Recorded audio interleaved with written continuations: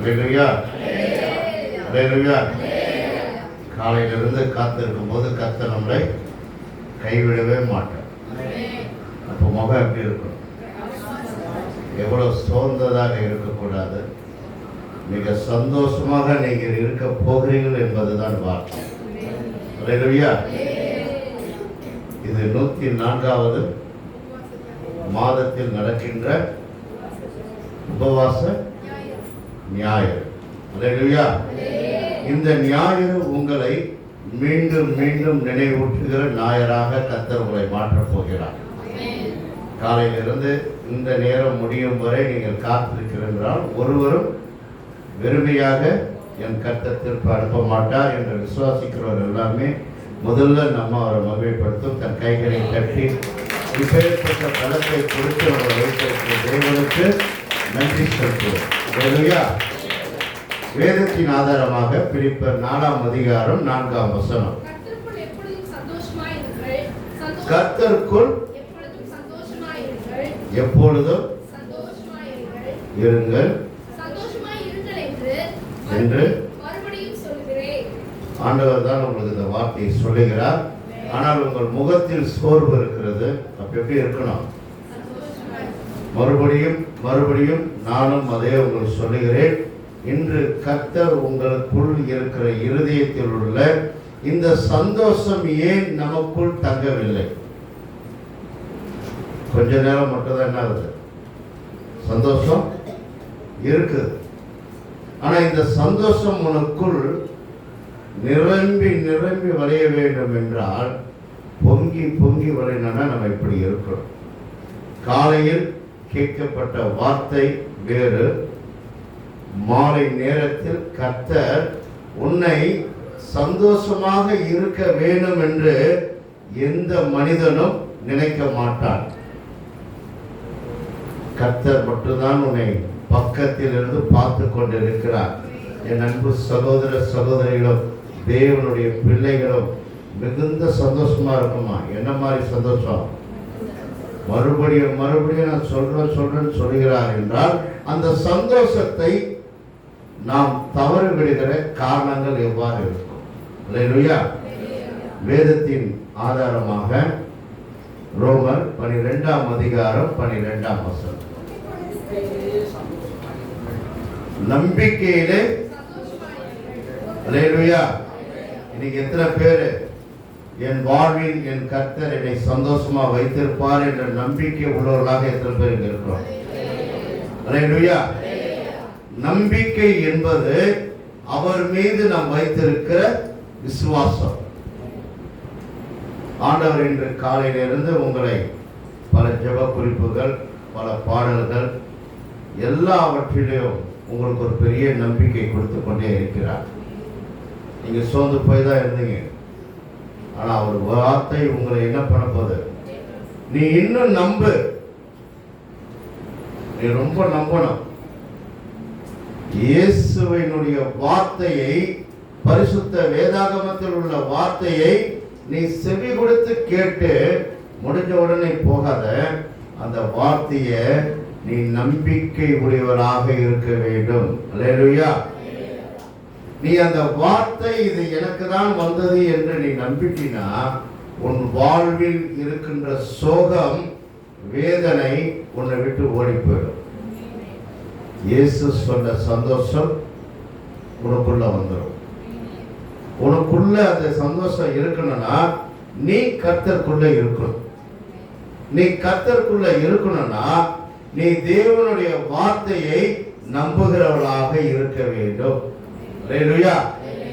அந்த வார்த்தையை நம்பாத இருப்பதினால் கர்த்தருக்குள் இல்லாத பட்சத்தில் பல துன்பங்களை சந்திக்க நேரிடுகிறது.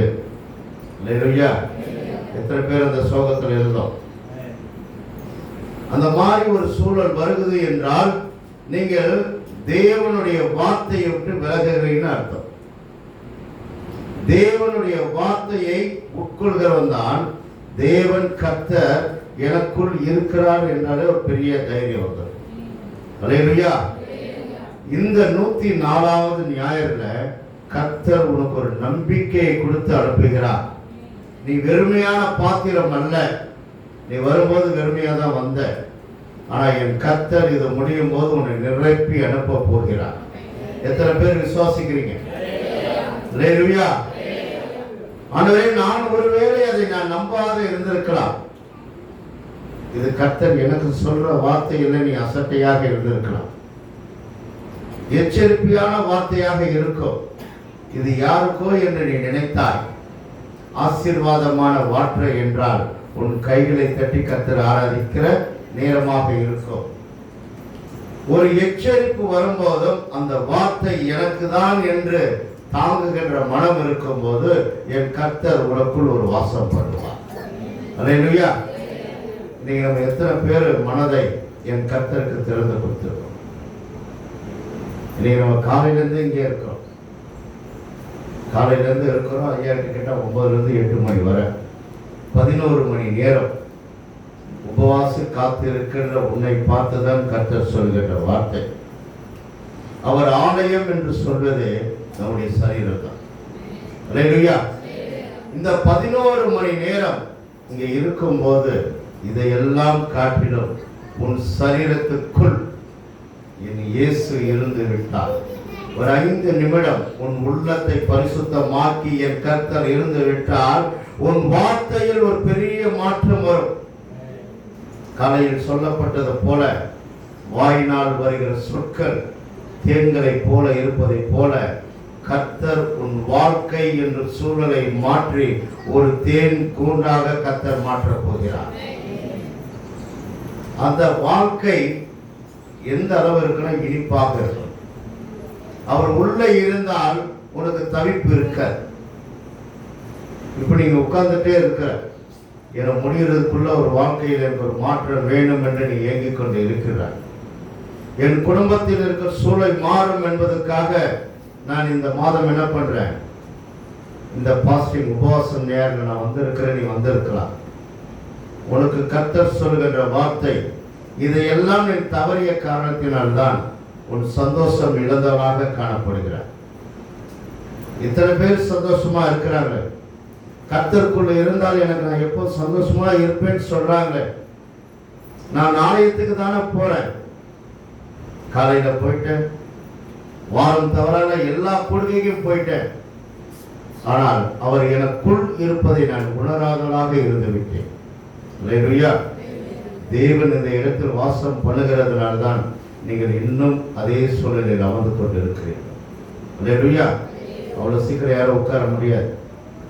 இவ்வளவு நேரம் நீங்க இருந்திருக்கிறீங்கன்னா கர்த்தர் உனக்கு ஒரு பெரிய மாற்றத்தை கொடுக்க வேண்டும் என்று எடுத்து அவர் அழைத்தவர் உண்மை உள்ளதாக இருந்து அந்த அழைப்பை ஏற்று வந்திருக்கிற உன்னிடம் ஏதோ ஒரு கடுகளவு உண்மை இருந்திருந்தால் என் கர்த்தர் உனக்கு பெரிய ஆசீர்வாதத்தை கொடுத்து இப்ப அனுப்ப போகிறார்.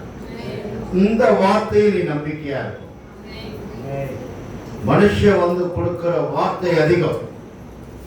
நண்பர்களாக இருக்கலாம், உறவினர்களாக இருக்கலாம், நம்ம எல்லாத்தையும் கேட்போம். உன் வாயால எனக்கு ஒரு வார்த்தை சொல்லிட, ஏன்னா நீ நல்லா உண்மை பேசுகிறவர், நீ சொன்னா அப்படியே செய்பவர், நீ பேச்சை மாறாதவன் என்றெல்லாம் இங்க இருக்கிற சகோதரர்களும் சகோதரிகளும் தேவனுடைய பிள்ளையாக இருக்கின்ற மகனாக இருக்கிற மகனாக இருக்க நீங்கள் எல்லாமே நம்ம என்ன பண்ணோம், மனிதனை நம்பிக்கொண்டு இருந்தோம். மனிதன் ஒரு வார்த்தை சொன்னால் அந்த சொல் அப்படியே இருக்கும் என்று நம்பிக்கொண்டு இருந்தோம். ஆனால் உனக்கு ஒரு ஜீவனை கொடுத்து இத்தனை ஆண்டுகளாக நம்மளை பாதுகாத்து கொண்டு இருக்கிற தேவன் சொல்லுகின்ற வார்த்தை மேல் நமக்கு என்ன இல்லைம்மா, நம்பிக்கை இல்லாதவராக தவறி இருந்த உன்னை தான் கர்த்தர் இப்போது மீண்டும் நினைவூட்டுகிறார். நீ நம்பிக்கையில் சந்தோஷமா இரு. நீ என் மீது வைத்திருக்கிற நம்பிக்கை உனக்கு சந்தோஷத்தை தான் கொடுக்கும்.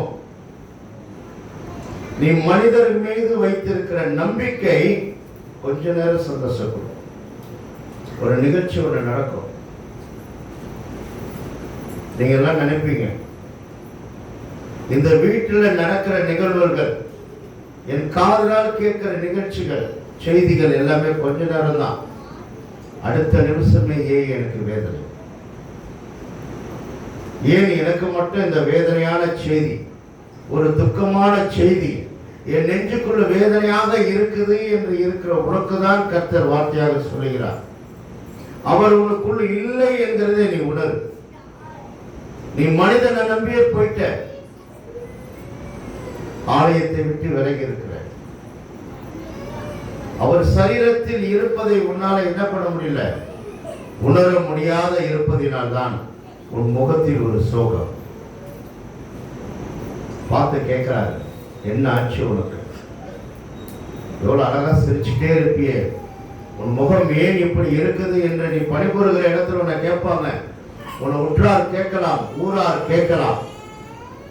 ஆனால் என் கர்த்தர் சொல்கிறார், நான் உன் உள்ளத்தில் வாசம் செய்தார், என் வார்த்தையில் உனக்கு விசுவாசம் இருந்தால், என் பரிசுத்த வேதாகமத்தில் எடுத்து உரைக்கிற ஊழியக்காரரின் வார்த்தையில் உனக்கு நம்பிக்கை இருந்தால் அந்த சந்தோஷம் உனக்குள் தங்கி இருக்கும். அல்லேலூயா. எல்லாருக்குமே அந்த சந்தோஷம் தங்கி இருக்க வேண்டும் என்பதுதான் கர்த்தர் விரும்புகிறார். ஒருவேளை நீங்கள் அந்த சந்தோஷத்தையும் நம்பிக்கையிலும் தவறி இருக்க சூழ்நிலை இருந்தால் இன்று கர்த்தர் உனக்கு உணர்த்துகிற வார்த்தையாக, ஆண்டவரே, நான் ஒருவேளை அந்த வார்த்தையில் பின்னோக்கி போயிருக்கலாம், நான் மனிதனை பேசியதை நீங்கள் உணர்த்திருக்கலாம், ஆனால் இனிமேல் என் நாளில், என் வாழ்நாளில் இந்த மாதிரி ஒரு நேரத்தை வார்த்தையை என்ன பண்ண மாட்டேன், பிடித்துக் கொள்வேன். நீங்க எத்தனை பேர் இருக்கிறீங்க அந்த வார்த்தையை பிடித்துக் கொள்ள? அடுத்தது வாசிக்குமா? உபத்திரத்துல உபத்திரம் என்பது என்னம்மா? எப்படி பொறுமையா இருக்க முடியல? சொல்றது ரொம்ப ஈஸி, சொல்றது ரொம்ப ரொம்ப ஈஸி. அந்த உபத்திரத்தில் நமக்கு எப்படி இருக்கும்? சூழல் சோர்ந்து போயிருக்கும். அந்த நேரத்தில் நீ பொறுமையாக இருந்தால் உன் வாழ்க்கையில் உனக்குள் ஒரு பெரிய சந்தோஷம் உனக்கு தொடர்ந்து கொண்டே இருக்கும். அல்லேலூயா. அந்த உபத்திரமான நேரத்துல தான் கோபங்கள் வரும். அந்த கோபங்கள் வந்த உடனே வாயில வார்த்தை வந்துடும். வாயில வார்த்தை வந்த உடனே ஏறாத பிரஷரம் ஏறிடும்.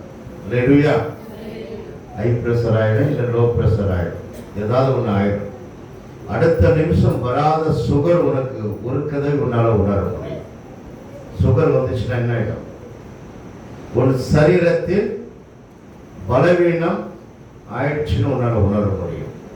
அதனால்தான் கர்த்தர் சொல்லுகிறார், நான் உன் சரீரத்தில் இருந்தால், நீ எனக்கு ஒரு இடம் கொடுத்தால், அல்லேலூயா, உனக்கு உபத்திரம் வரும்போதும், உனக்கு கோபத்தை ஏற்ற ஒருத்தர் வரும்போதும், நான் உனக்குள் இருந்தால், நீ கிறிஸ்துவுக்குள் இருந்தால், நீ எவ்வளவு பொறுமையா இருக்க தெரியுமா?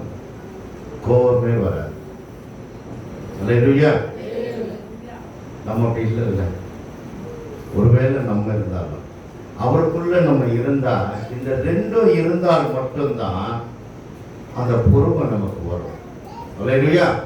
அந்த நேரத்தில் அவசரப்படாமல் நீ பொறுமை காத்திருந்தால் கர்த்தருடைய சந்தோஷம், கொஞ்ச நேரம் பேசுறது அமைதியாக இருந்தா அவனுக்கு கொஞ்சம் ஆனந்தமா தான் இருக்கும்.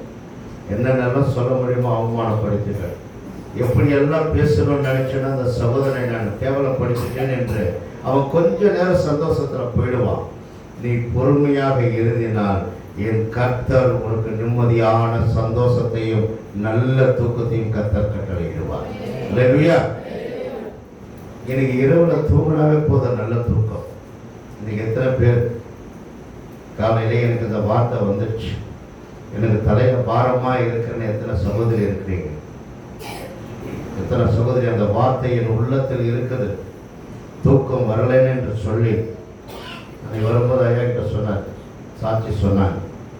11:30 மணி ஆனாலும் ஐயாவுக்கு ஒரு ஃபோன் அடிச்சு, எனக்கு ஜெபம் பண்ணுங்கன்னு என்ற சூழலில் மாற வேண்டும் என்றால் என் கர்த்தர் உனக்குள் இருக்க வேண்டும், நீ கர்த்தருக்குள் இருக்க வேண்டும். இந்த ரெண்டுமே இருந்தால் உன் வாழ்க்கை என்னைக்குமே சந்தோஷமாக தான் இருக்கும். அல்லேலூயா. மூன்றாவது ஜெபத்துல உறுதியாய். என்ன மாதிரி உறுதியா இருக்கிறது? ஏற்கனவே நம்பிக்கை என்னன்னு சொல்லிட்டாரு. உறுதினா என்ன உறுதி? எல்லாரும் உறுதிமொழி வாங்குவோம், சத்தியம் சொல்லுவோம். உண்மைதானம்மா? சின்ன வயசு பசங்களுக்கெல்லாம் எது எடுத்தாலும் என்ன ஆகிடும்? சத்தியம் வந்துடும். இப்போ கடைசியில் பரிசுத்த வேகாத்து மேலேயே என்ன பண்ணிடுறாங்க? வச்சிடறாங்க. நீதிபதி கோர்ட்டுக்கு போனோடனே நீ உண்மை சொன்னா என்ன பண்றாங்க? நான் சொல்வதெல்லாம் உண்மை. அல்லேலூயா. இன்னொரு தடவை அதை வாசிமா. நம்பிக்கையிலே சந்தோஷமாயிருங்கள், உபத்திரவத்திலே பொறுமையாயிருங்கள், ஜெபத்திலே உறுதியாய் தரித்திருங்கள். ஜெபத்துல எப்படி இருக்கணுமா? உறுதியா இருக்கணும். கொஞ்சம் கூட என்ன ஆயிடக்கூடாது? அந்த சந்தேகம் ஒன்று வந்துடக்கூடாது. உறுதி உள்ளவராக இன்னைக்கு காலையில இருந்து இவ்வளவு நேரம் இருந்துட்டோம். இப்போ கூட சொல்றீங்க, உறுதியாய் இருந்து என் தேவனுடைய சமூகத்தில் நீ தரித்து இருந்தால் உன் தரித்திரத்தை மாற்ற என் கர்த்தரால் முடியும். அல்லேலூயா. உனக்குள்ள இருக்கிற சஞ்சலத்தை போக்குறவருக்கு அந்த ஜெபம் உனக்கு ஒரு பெரிய ஜெயம் கர்த்தரால் வர வேண்டும் என்று நீ நினைத்தால் உறுதியா இருக்கணும். ஒரு சிலர் சொல்லுவாங்க, நான் உறுதியா இருக்கிறேன், இந்த சபைக்கே நான் போக மாட்டேன் என்று உறுதியா இருக்கிறவங்க நிறைய பேர் இருப்பாங்க. இந்த பக்கம் நான் திரும்பி கூட பார்க்க மாட்டேன்னு உறுதியா நிறைய பேர் இருப்பாங்க. உண்மைக்கா, நீ சிரிக்கிறதுக்காக சொல்லல, நீ சிந்திக்கிறதுக்காக சொல்லல. உறுதி என்பது என் தேவனிடத்தில் நீ உறுதியாக இருக்கணும். நான் வைராக்கியம் உள்ளவனாக இருப்பேன், பல தலைமுறை ஆனாலும் நான் பகைவராக இருப்பேன் என்பதில் நீ உறுதியா இருக்காது. நான் ரொம்ப பெருமையாக இருக்கிறேன், என் குடும்பம் ரொம்ப வாழ்க்கையில் தரம் உயர்ந்தது என்று அதுல உறுதியா இருக்காது. தேவனுடைய சமூகத்தில் தேவனுடைய வார்த்தையில் நீ உறுதி உள்ளவராக இருந்து நீ ஜெபித்தால் அந்த ஜெபம் உனக்கு ஒரு சந்தோஷத்தை கொடுக்கும். அல்லேலூயா. அந்த ஜெபம் தான் உனக்கு ஒரு பெரிய சமாதானத்தை கொடுக்கும். நீ யாருக்காக ஒருவருக்காக நீ ஜெபித்தாலும் அந்த இடத்தில் என் கர்த்தர் ஒரு சமாதானத்தை தருவார். அல்லேலூயா. அடுத்ததாக மத்தேயு 5ஆம் அதிகாரம் 44ஆம் வசனம். நான் உங்களுக்கு சொல்கிறேன், உங்கள் சிநேகிகள். அல்லேலூயா. சத்துருனா யாருமா? பேசுமா, காலையில தான் இருக்கீங்க. சத்துருவை பத்தி தெரியாம இருக்க முடியாது ஐயா. வாய்க்கு வாய் சத்துரு தான் வருது. உங்க எல்லாருக்கும் சக்கரை பொங்கல் தான் தரும். அப்படியாம்மா? சத்துருனா யாருமா? என்னம்மா? பிசாசா? பிசாசுனா யாரு? அந்த சத்துருவும் பிசாசும் வரதுக்கு காரணமாக இருக்கிற மனிதனாக இருக்கிற நாம் தான். அல்லேலூயா. உனக்கு எதிரியாக ஒருத்தர் நின்று உன்னுடைய வாழ்க்கையை குறைக்க வேண்டும், உன்னை அவமானப்படுத்த வேண்டும், அப்படிப்பட்ட ஒரு சூழலை உன்னை சோதிக்க வேண்டும். ஏன்னா அப்படி சொல்லிடலாம். சத்துருவுக்கு ஒரு விளக்கம். உன்னை சோதிக்கிறவர் யார் நினைக்கிறார்? 104 உபவாச ஜெபத்துக்கு நான் வந்துட்டேன், ஆனா இயேசு என்னை சோதிக்கிறார். அல்லேலூயா. எத்தனை பேர் அப்படி நம்பிட்டு இருக்கீங்க? காலையில இருந்து இன்னைக்கு 11 மணி நேரம் நான் உட்கார்ந்தேன். வீட்டுக்கு போன 10 நிமிஷத்துல என்னை சோதித்தார். அப்படி சொல்றவங்க எத்தனை பேர் இருக்கீங்கம்மா? இயேசு உங்களை சோதிப்பாரா? 1 யாக்கோபு 1ஆம் அதிகாரம் 13ஆம் வசனம். சோதிக்கப்படுகின்ற எவனோ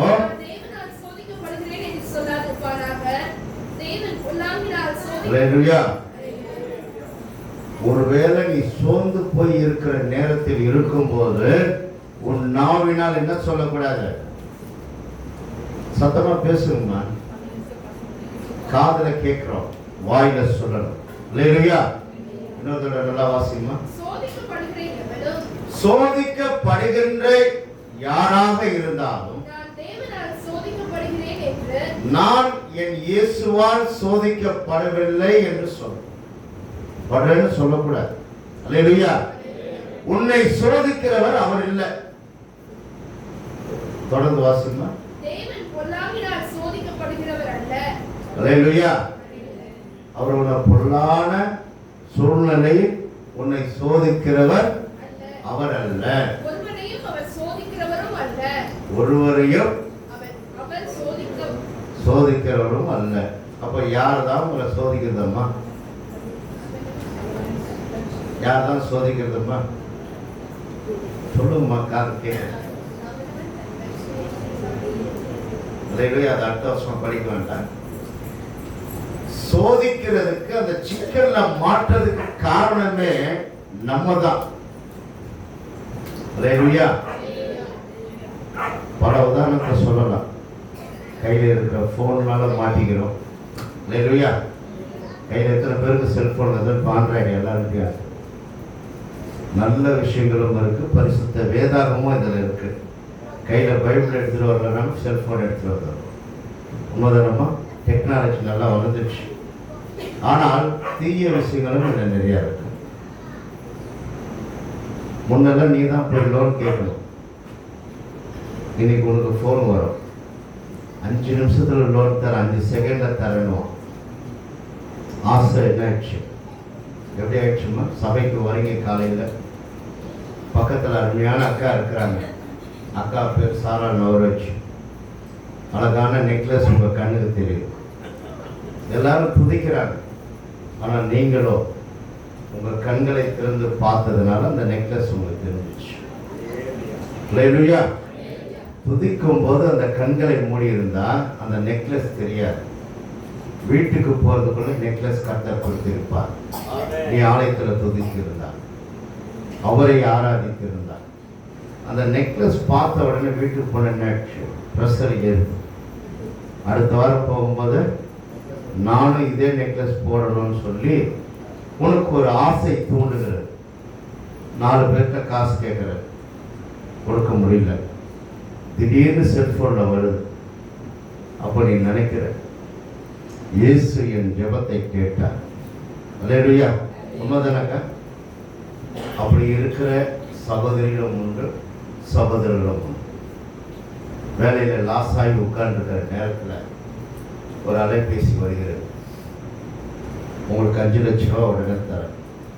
வந்து ஆகஸ்ட் 15ஆம் தேதியை முன்னிட்டு ஆக்சிஸ் பேங்க்லேருந்து ஒரு அழைப்பு வந்தது. உங்களுக்கு 5 லட்ச ரூபா 5 செகண்டில் கொடுத்துருவோம். அப்போ நம்ம வட்டி என்னன்னு கேட்க மாட்டோம், எத்தனை வருஷம்னு கேட்க மாட்டோம். ஏன்னா நாளை காலையில் போகும்போது, இயேசு ராஜா தேவாலயத்துக்கு போகும்போது நான் எப்படி போக போகிறேன்? எவ்வளோ சந்தோஷம் அக்காக்கு. 5 லட்சம் வாங்கிட்டார். சந்தோஷமா கடையிலையும் போய் நாங்கள் வாங்கியாச்சு. கர்த்தருக்கு நன்றியை சொல்லியாச்சு. ஏன்னா உன் ஜெபத்தை கேட்டார். நீ கண்கள் திறந்திருக்கும் போது அவருடைய கண்கள் திறந்திருக்கிறதுக்கு இது அத்தாச்சு. அல்லேலூயா. உன் கண்கள் மூடினாலும் கர்த்தருடைய அந்த அழகான கண்கள் உன்னை நோக்கிப்பா. அல்லேலூயா. அதை நீங்க அறியாதவர்களாக இருந்ததுனால இது ஒரு வார்த்தை வந்துடுச்சு. எல்லாரும் பார்க்க மாட்டாங்க, ஆராதிக்கிறாங்க. ஆனால் நீங்க ரொம்ப ஆராதிக்கிறீங்க. கர்த்தருடைய பார்த்து கொண்டே இருக்கிறார். கருத்தோட உன்னை பற்றியுமே டியூ வந்துச்சு. ஒரு டியூ கட்டியாச்சு, 2 டியூ கட்டியாச்சு. 3வது வரும்போது தான் கொரோனா மாதிரி ஒரு சூழல் வந்துடுது. வருமானம் தடைப்படுது. அவன் கடைக்காரன் வந்து திட்ட ஆரம்பிக்கிறான். லோன் கொடுத்தவன் கேட்பான்ல, கொடுக்கும்போது அழகாக பேசுவான். 5 செகண்டில் உனக்கு லோன் பாஸ் பண்ணிட்டான். அப்போ அவன் என்ன மாதிரி வார்த்தையெல்லாம் கேட்பான். கேட்டு வருது. அப்போ நீ சொல்ற, இயேசு என்னை சோதிக்கிறான். உண்மைதானம்மா? இயேசு தான் உனக்கு போய் பேங்க்ல லோன்ல கடன் வாங்கணும்னு சொன்னார். அல்லேலூயா. அதிக அங்கே லாபம் வருதுன்னு இயேசு தான் உனக்கு போய் பணம் போட சொன்னார். அல்லேலூயா. உண்மைதானம்மா? ஆசைனால் பேராசைனால் ஏமாந்தது பெரு நஷ்டம் என்று உணர்த்துவது வார்த்தை. அப்பேற்பட்ட சத்துருவுக்கு இடம் கொடுத்தது நீதான். அப்போ நினைச்சிட்டாங்க, அக்கா அழகா நெக்லஸை பார்த்துச்சு, லபக்குன்னு புஷ்டான் அந்த சத்து. அவன் தான் அந்த சத்து. அவன் உன்னை வகை தேடிக்கொண்டு இருக்கிறான், நீ போய் அகப்பட்டுட்ட. ஆனா நீ என்ன நினைச்சிட்டு இருக்க? ஆண்டவர் என்ன சோதிச்சிட்டார், ஆண்டவர் என்ன சோதிச்சிட்டார். ஆஹா, இனிமேல் அந்த சபைக்கு போவான். இல்லையா? அப்படி நீ சோகமாக இருக்கிற நேரத்தில் இருக்கு. ஒருவேளை நீ அந்த தவறு செய்தவனாக இருந்தால் உன்னை உணர்த்துகிற வார்த்தையாக இருக்கும்.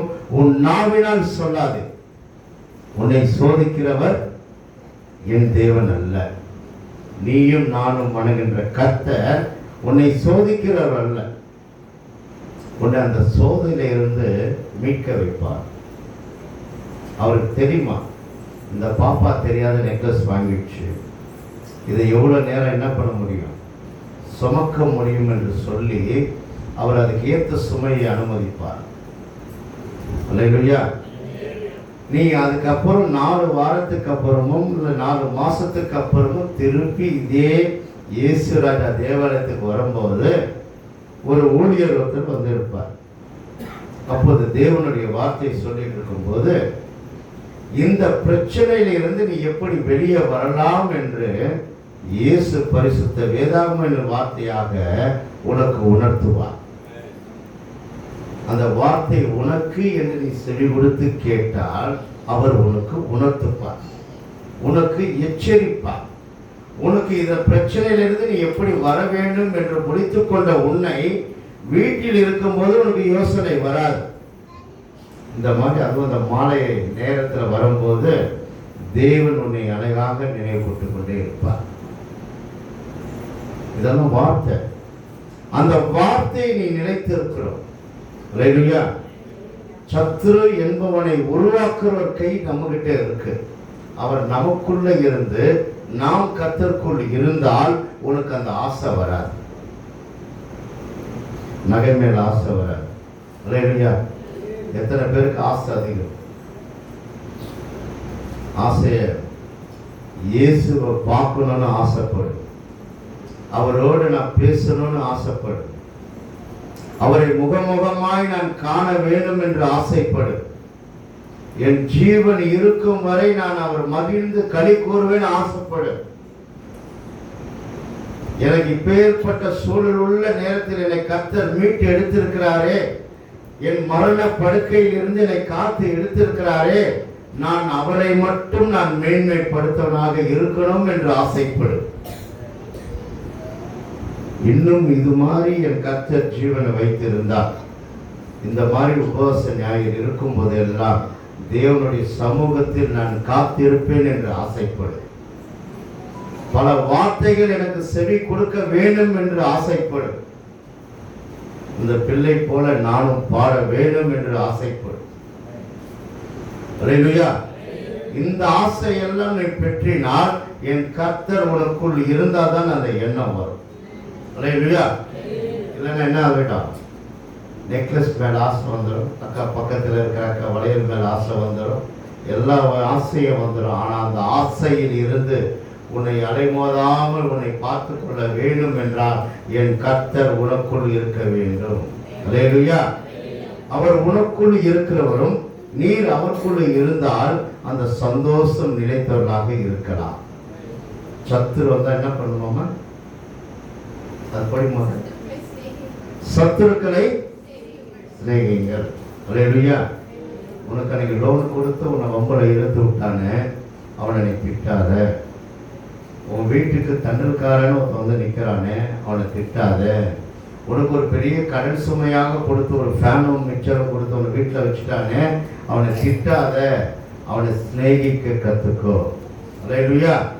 அவனுக்காக நீ ஜெபம் பண்ண. அந்த ஜெபத்தில் நீ உறுதியாக இருந்தினால் இந்த பணத்தை எப்படி திருப்பி கொடுக்கலாம் என்கின்ற ஆலோசனையை என் கர்த்தர் கொடுப்பார். அல்லேலூயா. அடுத்துமா, உங்களை சபிக்கிறவங்க நம்ம காலையில தான் பேசணும். நம்ம துதிக்கலாம் செய்வோம். அல்லேலூயா. நம்ம இன்னைக்கு ஒரு தீர்மானம் எடுத்துட்டோம், இந்த நாவினால என்ன பண்ண மாட்டோம். அப்படிதானே வந்திருக்கோம். அதுதான் காலையிலிருந்து கர்த்தர் சொன்னார். மீண்டும் அதை நினைவூட்டுகிறார் என்றால், ஒருவேளை உன்னை சபித்தவர்கள் ஏராளம் பேர் இருக்கலாம். அவங்க பேரெல்லாம் வச்சு எழுது, யோசித்து யோசித்து எழுது. உன் தொழிலிலும் வியாபாரத்திலும் உன்னை அவமானப்படுத்தின உன் நண்பராக கூட இருக்கலாம், உன்னோடு இருந்த உன் சகோதரியாக இருக்கலாம், தோழியாக இருக்கலாம், உன் உறவினராக இருக்கலாம், உன்னோடு கூடவே இருந்து நம்பிக்கை துரோகம் செய்தவர்களும் இருக்கலாம். அவங்கள பார்த்து உன்னை சபிச்சா நீ நாசமா போயிடுவ, மண்ணவாரி கூட போட்டிருப்பாங்க. ஏன்னா அதெல்லாம் ஐதீகம் உள்ளது. எத்தனை பேர் வாழ்க்கையில மண்ணை போட்டிருக்கலாம். ஆனா ஒண்ணுக்கும் இல்லாத நீயும் நானும் மண்ணுக்கு போகும்போது, என் கர்த்தருக்குள் போகும்போது சரீரம் எங்க இருக்கும், உள்ளே இருக்கிற ஆத்மா என்கிறான் எங்க இருக்கும். பரலோகத்துக்கு போகணும்னா நீ முதல்ல என்ன பண்ணிடணும், இதை பண்ணிடணும். என்னை சபித்தவர்களை நான் என்ன பண்ண போறேன், என்ன பண்ண போறேன், எப்படி ஆசீர்வதிப்பீங்க? ஆதியாகமத்தில் அழகான வசனங்கள், அது நமக்கு தான் நினைச்சு வீட்டில் வச்சுக்கணும். 12ஆம் அதிகாரம் 2ஆம் வசனத்தை வாசிக்க வேண்டாம். நீ ஆசீர்வாதமாய் இருப்பாய். என்னை சபித்த நீ ஆசீர்வாதமாய் இருக்கணும்னா, என் கர்த்தர் உன் உள்ள இருதயத்துக்குள்ள இருந்தால்னா உன் வாய் அப்படிதான் வரும். உன்னை வீட்டுக்கு வந்து உனக்கு சாபம் விடுகிறானா நீ சொல். நீ ஒருவேளை நீ சொல்லுகிறது எல்லாம் எனக்கு இருக்கலாம், ஆனால் எனக்குள் இருக்கிறவர் பெரியவர். என் இயேசு எனக்குள்ள இருந்தால் என் வாயினால் வருகிற வார்த்தை நீ ஆசீர்வாதமாய் இருப்பாய். யாராவது சொல்லியிருக்கிறோமா? சொல்ல மாட்டோம். ஒரு வீட்டுக்கு போன நம்ம என்ன பண்ணுவோம், பிரேம் பண்ணி எடுத்துட்டு போய் கிஃப்ட் கொடுப்போம். உண்மைதானம்மா? கிஃப்ட் கொடுக்கறதெல்லாம் நம்பிக்கை அல்ல, நீ உன் வாயினால் சொல்லுகின்ற வார்த்தை. சொல்லுங்களா இனிமே அது எங்க நானே ஆசீர்வாதமா இல்லை, நான் எப்படி அடுத்த ஆசீர்வாதமா இருப்பா என்று சொல்லல. உண்மையாமா? அமைதியா இருக்கிறீங்களே, வந்து கான்ஃபரன்ஸ்ல உட்காந்து பேசியிருக்கிற மாதிரி. இது வந்து தேவனுடைய சமூகம். சமூகத்தில் இருக்கும்போது, அவளுக்குள் நீ ஆலயத்தில் காத்திருக்கும் போது நீ மிகுந்த சந்தோஷமா இருக்கிறேன்னு சொல்றாரு. அவர் உனக்குள்ள இருந்தால் உன் வாயில வர வார்த்தை அப்படிதான் இருக்கும். அவனுக்கு சொல்லுவான், நீ மோசம் போயிட்டேன்னு சொல்லுவான். யாக்கோப்ல அழகான வசனம் உண்டு. வசனத்தை படிக்க வேண்டாமா? நீங்க அழகா அந்த அதிகாரத்தை படிச்சீங்கன்னா மோசத்தை குறித்து அப்படி இருக்கும். ஆனா நம்ம அப்படி போகக்கூடாதுதான் கர்த்தர் நம்மளை இன்னைக்கு மீண்டும் மீண்டும் நினைவூட்டுகிறார். அல்லேலூயா.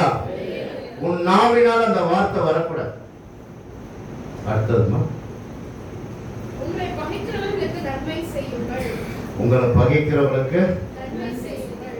நம்மளால செய்ய முடியாதுல்லம்மா. என்ன நன்மை செய்யும்? பையன கால சொன்னார், உன்னை பகைக்கிறவங்களுக்கு நன்மை செய் என்பது உதவுற நேரம் தான். அவனுக்கு கெடுதலே பண்ணி உன்னை ஒதுக்கி வச்சால், உனக்கு பகை என்று இருந்தால் அதையும் மீறி போய் ஒரு நன்மையை செய் என்று கர்த்தர் சொல்லி அனுப்புகிறார். அவர் உனக்குள்ள இருந்தா இது எல்லாம் செய்ய முடியும். அல்லேலூயா. இது மீண்டும் மீண்டும் அவர் தான் சொல்றார். நான் அவருக்குள்ள நமக்குள்ள அவர் இருந்துட்டார்னா என் சிந்தனை மாறாது. இவன் என்னை பகைச்சான் என்று சொல்ல முடியாது. அவன் ஓடி வந்து கேட்பான் பக்கத்து வீட்டுக்காரன், ஏய் உன்னை இவ்வளோ அவமானப்படுத்தினா எப்படியா போய் இவனை போய் உதவி செய்ய ஒரு மனசு வருது என்று சொன்னால், எனக்குள்ள இருக்கிற இயேசு என்கின்ற பெரியவர் இருக்கிறார் சொல்லுகிறது தான் ஒரு பெரிய ஊழியம். அல்லேலூயா. எத்தனை பேர் அது மாதிரி உள்ள இருக்கிறார் உங்களால உணர முடிகிறது? யாருக்குள்ளே இல்லையாமா? சும்மா தான் உட்காரணும், ஜடமா உட்காந்துக்கணும். ஐயாவுடைய அன்புக்காக உட்கார்ந்து இருக்கிறோம். அப்படிதானம்மா? அப்படி இல்லைன்னா நேற்று முகத்துல சந்தோஷம் வந்து கர்த்தருக்கு நன்றி சொல்லுவோம். அவர் எனக்குள்ள இருந்தா மட்டும்தான் இங்க உட்கார முடியும். அவர் எனக்குள்ள இருந்தால் மட்டும்தான் அந்த வார்த்தை செவி கொடுத்து கேட்க முடியும். அவர் இல்லைன்னா இங்க உட்கார முடியாது. உன் மனசு அழைப்பாய், உன் ஆசைகள் அழைப்பாயும். காலையில என்ன நடக்கும் என்ற சிந்தனையில நீ இருந்திருக்கலாம். என் கர்த்தர் அந்த சிந்தனையில் ஒரு பெரிய மாற்றத்தை கொடுத்து உன்னை அனுப்பும். அவர் இருந்தால் மட்டும்தான் இருக்கையில் நீ இருக்க முடியும். உன்னை விட மாட்டான். அல்லேலூயா. உன் சந்தோஷத்தை நீ சூழ்ந்து கொள்ள உனக்கு சங்கடம் கொடுப்பதே அந்த சத்துரு தான். அந்த சத்துருவையே நம்ம உருவாக்குறோம் என்றால் அவனை சிநேகித்தால் நம்ம எப்படி இருக்கலாம்? சோகம் வருமா? வருமாம்மா? அப்போ முகத்தில் எவ்வளோ சந்தோஷம் இருக்கணும். அல்லேலூயா. நம்ம கைகளை தட்டி கர்த்தரை நன்றி செலுத்துவோம்.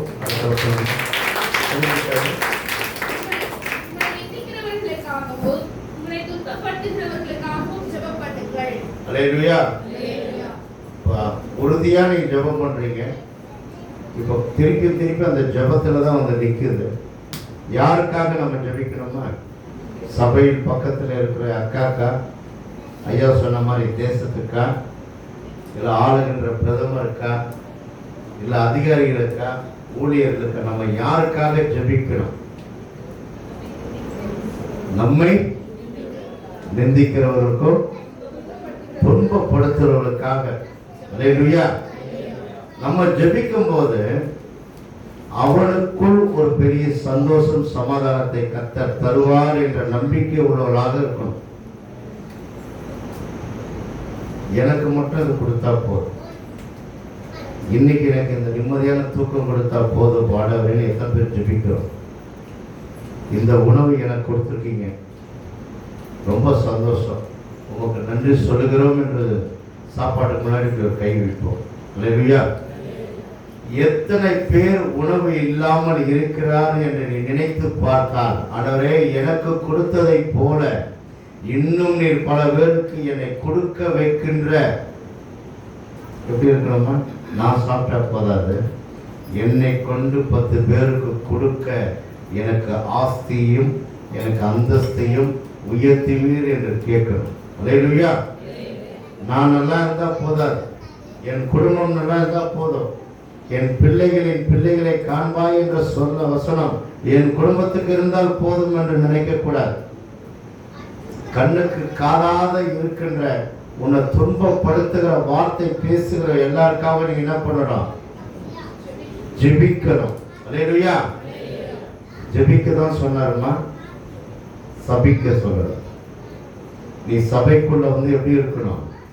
ஜெபிக்கிறவராக இருக்கும்போது அந்த ஜெபை சிந்தை உள்ளோராக இருந்தால் உன் கண்கள் அவரை நோக்கி இருக்கும். அல்லேலூயா. அந்த ஜெபம் அவரை நோக்கி தான் அந்த ஜெபம் இருக்கணும். இன்னைக்கு உபவாச ஞாயிறு. இந்த ஞாயிறில் ஏற்படுகின்ற எல்லா ஜெபத்துக்கும் என் கர்த்தர் மனம் உருகி அனைத்து விண்ணப்பங்களுக்கும் கர்த்தர் பதிலளிக்க கொடுப்பார் என்கின்ற நம்பிக்கை உள்ளவராக இருக்கும். ஜெபிக்க முன்னாடி வெறும் உதட்டோடு ஜெபிக்க கூடாது. எத்தனை பேர் உதட்ட மட்டும் சோதனை சொல்லுவோம்? ஐயா சோதனை சொல்ற. எத்தனை பேர் உதடு தான் அசையும்? ஏன்னா இது தப்பிங் கிடையாது, ரியல். இயேசு உன் உள்ளத்தை பார்த்து கொண்டு இருக்கிறார். உன் உள்ளத்திலிருந்து முழு இருதயத்திலிருந்து வருகிற வார்த்தைக்கு என் கர்த்தர் பதில் கொடுக்க தயாராக இருக்கிறார். அல்லேலூயா. 1 கொரிந்தியர் 9ஆம் அதிகாரம் 16ஆம் வசனம். சுவிசேஷத்தை நான் பிரசங்கித்து வந்தோம், மேன்மை பாராட்ட எனக்கு இடமில்லை, அது என் மேல் விழுந்த கடமையாய் இருக்கிறது. சுவிசேஷத்தை நான் பிரசங்கியாதிருந்தால் எனக்கு ஐயோ. அல்லேலூயா. உன் குடும்பம் நல்லா சந்தோஷமா இருக்கணும்னு சொல்லிதான் மீண்டும் எச்சரிக்கிறார். பிலிப்பியர் 4 சொல்ற போல சந்தோஷமா இருங்கள். மறுபடியும் சொல்றாரு, நீ எனக்குள்ளும் நீ கிறிஸ்துக்குள்ளும் இருந்தால் அந்த சந்தோஷம் இருக்கும். சொன்ன காரியங்கள் நீ நிலைத்திருந்தால் மட்டும்தான் நீ நற்செய்தி சொல்வதாக இருக்கும்.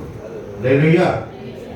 இந்த சொன்ன வார்த்தைகளை நீ உணர்ந்து செயல்படுவதாக இருந்தால் உன்னால சும்மா இருக்க முடியாது. நீ சும்மா இருக்கிறதுக்கு காரணம் இந்த நிகழ்வுகளை எல்லாம் அவருக்குள்ள உனக்குள்ள இருந்தாலும் நீ அவருக்குள்ள இருந்தாலும் நீ சத்துருவை சிநேகிக்காம, பகைக்கிறவங்களுக்கு நன்மை செய்யாம, உண்மைதானம்மா, சபிக்கிறவங்களை ஆசீர்வதிக்காம, உன்னை துன்பப்படுத்துறவனுக்கு நீ ஜெபிக்காம இருப்பதினால், அல்லேலூயா, இந்த 4 காரியங்கள் இருக்கும்போது அவருடைய அன்பை நீ ருசிக்காம இருந்துட்ட. கர்த்தர் நல்லவர் என்பதை நீ ருசிக்க தவறிட்ட. அல்லேலூயா. எத்தனை பேர் டேஸ்ட்டை பார்த்து கடைக்கு போவோம்?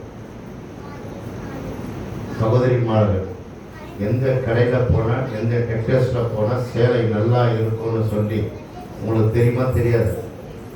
தெரியுமாம்மா? சாதாரண இருக்கிற சின்ன கடைக்கு போவீங்களா?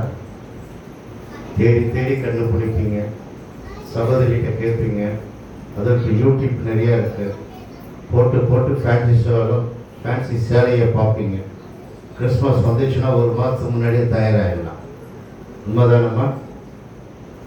ஆனால் இத்தனை நாட்களாக வந்து என் கர்த்தர் நல்லவர் என்பதை ருசி பார்க்காதவர்களாக இருந்த, காலி குடமாக இருந்த உன்னை தான் கர்த்தர் சொல்லுகிறார். கர்த்தர் நல்லவர் என்பதை ருசித்து பார்த்துட்டா, இன்னைக்கு நாங்கள் ருசித்து பார்த்ததுனால தான் காலையில இருந்து பார்க்கவா கூட திகட்டிடும். உண்மைதானம்மா? குறிப்பிட்ட அளவு தான் சாப்பிட முடியும். எங்கள் ஊரில் மஸ்கோ அல்வா இருக்கும், அது கூட திகட்டிடும். நெல்லையில் இருட்டுக்கடை அல்வா, அது கூட என்ன பண்ணிடும்? திகட்டிடும். திகட்டாத ஒன்னே ஒன்று தேவனுடைய அன்பு மட்டும்தான். அந்த அன்பை ருசித்து பார்த்தவரும் சும்மா இருக்க முடியாது. என் இயேசு எனக்கு இதை செஞ்சான்னு வாயில வரும். இந்த ஊழியக்காரன் எனக்கு இதை செஞ்சான்னு வாயில வர. ருசித்து பார்த்தால், நீ அந்த மனிதனை ரசித்து பார்த்தால் அந்த ஊழியக்காரனுடைய பேர் வெளியே வரும். அல்லேலூயா. இன்னைக்கு எத்தனை பேர் ருசித்து பார்க்கிறா வந்திருக்கிறீங்க? இல்லை ஊழியக்காரரை ரசிக்கிறவர்களாக எத்தனை பேர் இருக்கிறீங்க?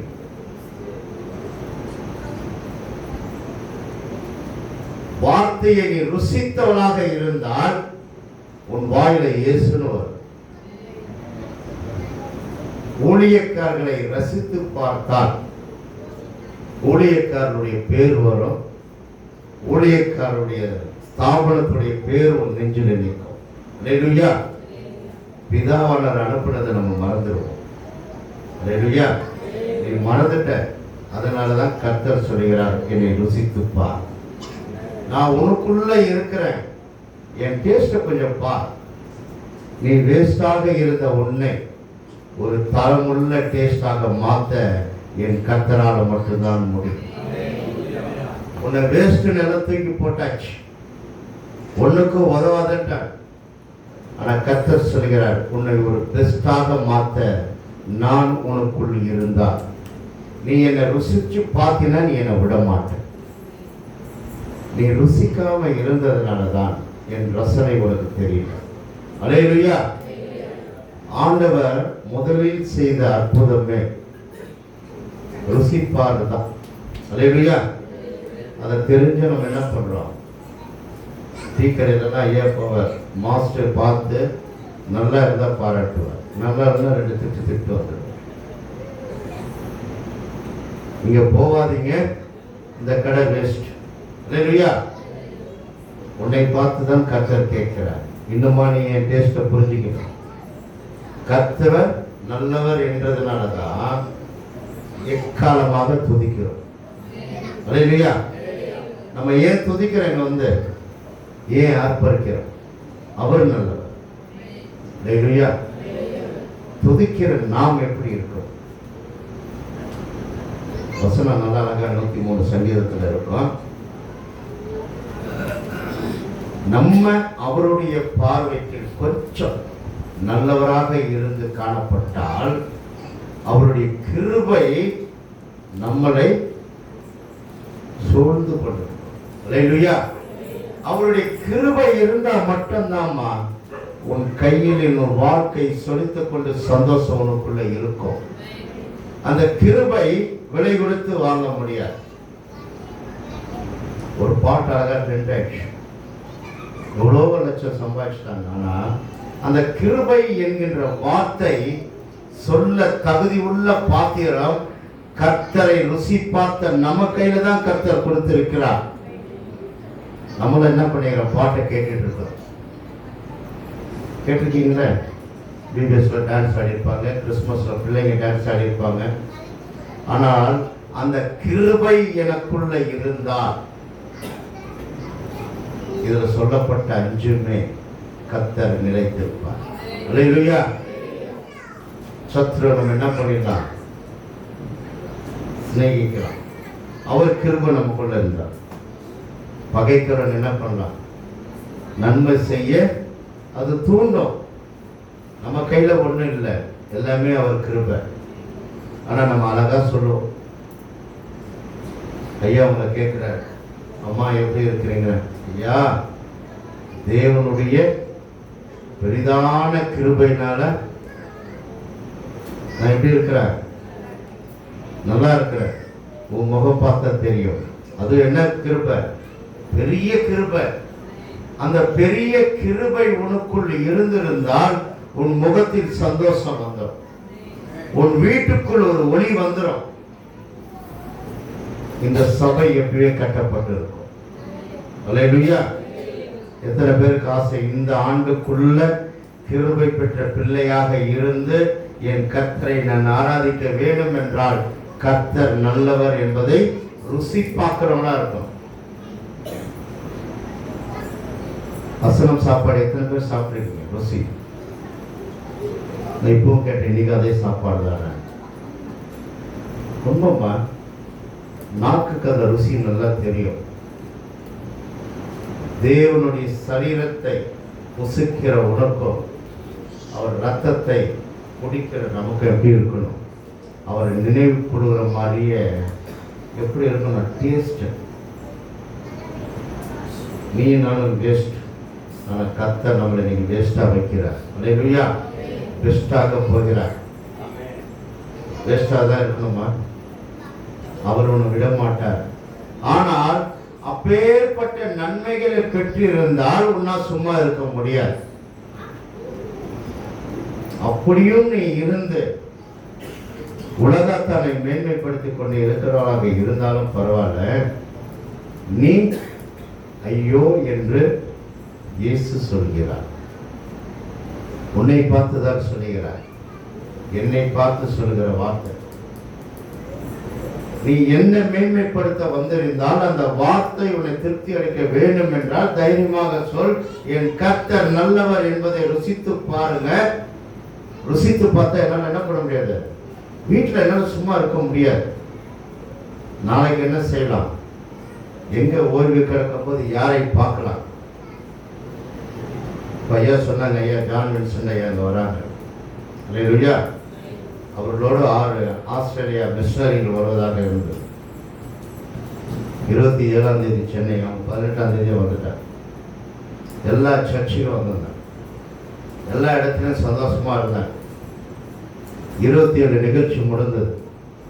28ஆம் தேதி புறப்பட்டாங்க.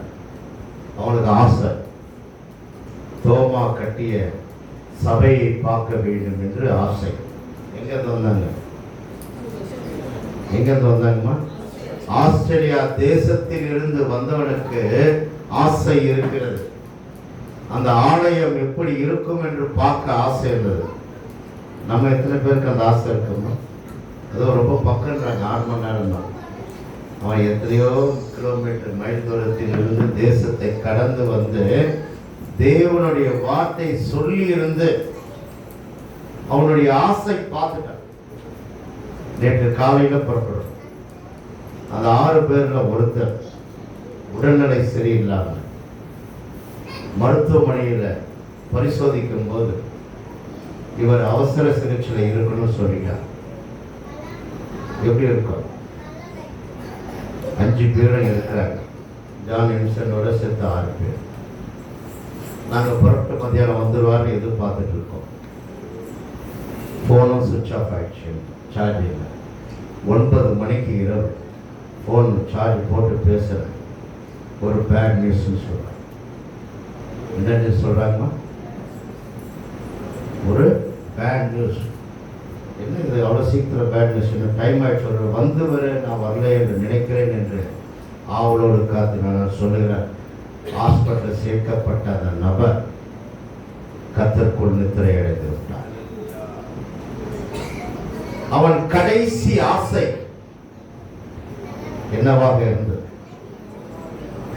தோமாவின் ஆலயத்தை நான் பார்ப்பேன் என்ற வைராகியத்தில் இருந்து அந்த 7 தேவாலயத்தை பார்த்து விட்டார்.